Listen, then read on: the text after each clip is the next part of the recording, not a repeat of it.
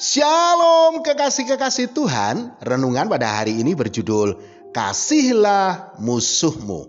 Sebelum kita mendengarkan renungan pada saat ini, marilah kita sama-sama mengawalinya dengan berdoa.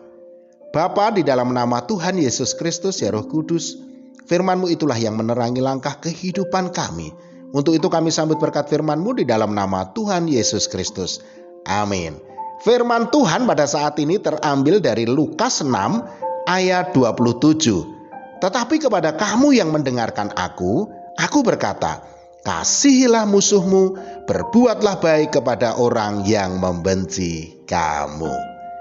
Kekasih-kekasih Tuhan, ada banyak orang yang berkata bahwa perintah untuk mengasihi musuh adalah perintah yang tidak masuk akal.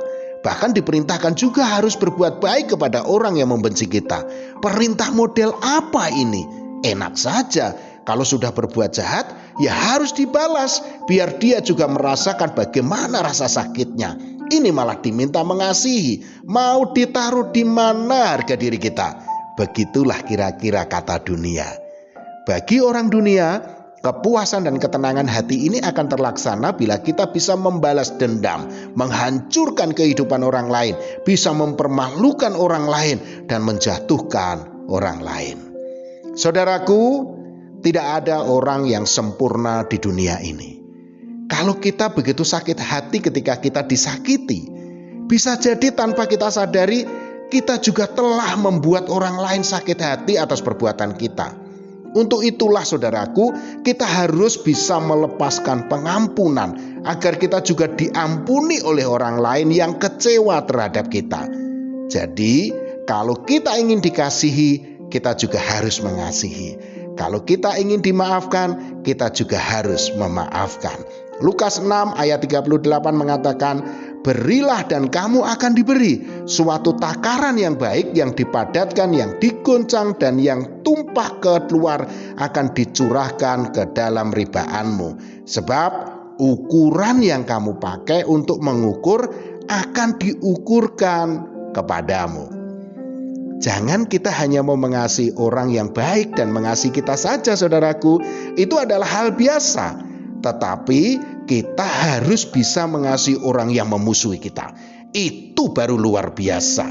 Lukas 6 ayat 32 mengatakan, dan jikalau kamu mengasihi orang yang mengasihi kamu, apakah jasamu?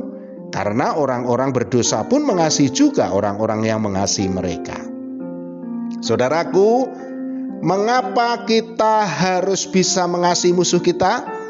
Yang pertama, sebagai wujud ketaatan kita kepada perintah Tuhan. Lukas 6 ayat 27 mengatakan, tetapi kepada kamu yang mendengarkan aku berkata, kasihilah musuhmu. Kalau kita mau mendengarkan Tuhan dan melakukan perintah Tuhan, maka kasihilah musuh kita. Yang kedua, sebagai tanda kita mengenal Tuhan Yesus Kristus secara pribadi. 1 Yohanes 4 ayat 8 mengatakan, barang siapa tidak mengasihi, ia tidak mengenal Allah, sebab Allah adalah kasih. Yang ketiga adalah sebagai bukti kita mengasihi Allah, saudaraku. Dikatakan dalam 1 Yohanes 4 ayat 20, jikalau seorang berkata, aku mengasihi Allah, dan ia membenci saudaranya, maka ia adalah pendusta. Karena barang siapa tidak mengasihi saudaranya yang dilihatnya, tidak mungkin mengasihi Allah yang tidak dilihatnya. Marilah kita berlomba-lomba menebar kasih, saudaraku. Sebab kita juga membutuhkan untuk dikasihi. Dan juga kita harus mengasihi juga sebagai salah satu kebutuhan kita.